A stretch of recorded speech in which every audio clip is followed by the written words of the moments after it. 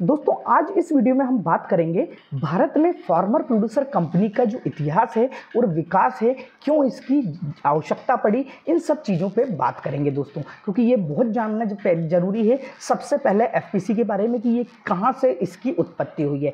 देखिए दोस्तों, भारत में लाखों किसान हैं, लेकिन इसमें से 80% से ज़्यादा किसान जो हैं वो छोटे किसान हैं और सीमांत किसान हैं। उनके पास ना तो बड़े खेत हैं, ना ही उन पे ज़्यादा इक्विपमेंट खरीदने की ताकत है, ना ही उनकी बाजार तक पहुंच सीधी है। दोस्तों, इन समस्याओं को दूर करने के लिए ज़रूरी था कि एक ऐसे मॉडल की स्थापना की जाए जिसमें किसान मिलकर काम करें, सामूहिक खरीदी करें और फसल को अच्छे दामों पे सामूहिक रूप से बेच सके।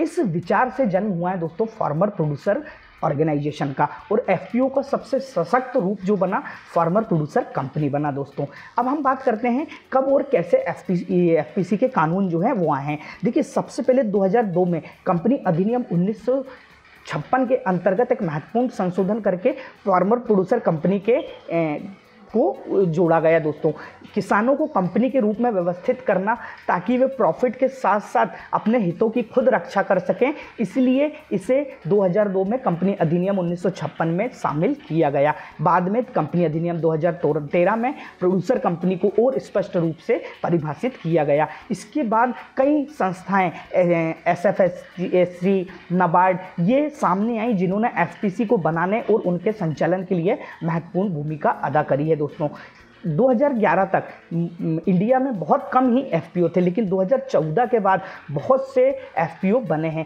एफपीओ बनने में एक राष्ट्रीय आंदोलन की तरह बढ़ावा हुआ है। दोस्तों, भारत में अभी की कंडीशन में 15,000 से ज़्यादा एफपीओ रजिस्टर्ड हैं और 2030 तक ये 50,000 तक हो जाएंगे। दोस्तों, इनमें से इन एफपीसी से जो है किसानों की आय में बढ़ोतरी हो रही है, बल्कि ये जो किसानों की कंपनियां हैं ये एक्सपोर्ट भी कर रही हैं, प्रोसेसिंग यूनिट लगा के अपने ब्रांड से खुद प्रोडक्ट बना के रिटेल मार्केट में बेच रही हैं, जिससे रोजगार भी उत्पन्न हो रहा है और किसान जो है एंटरप्रेन्योर बन रहे हैं। दोस्तों, और इंडिया में देखिए एफपीसी को जो विकास में योगदान देने वाली संस्थाएं उसमें सबसे महत्वपूर्ण है एसएफएससी, नाबार्ड। इसके अलावा गवर्नमेंट की भी बहुत सी स्कीम है जिसके कारण किसान इससे जुड़ रहे हैं, एनआरएलएम डे, इसके अलावा आरकेवीवाई, ऐसी बहुत सी स्कीम है। दोस्तों, तो देखिए किसान सशक्तिकरण आंदोलन के अंतर्गत एफपीसी एक संस्था नहीं रही। दोस्तों, इसका मूल उद्देश्य जो है एक साथ काम करने का आत्मविश्वास देता है, फसल को मार्केट तक ले जाने की ताकत देता है और उन्हें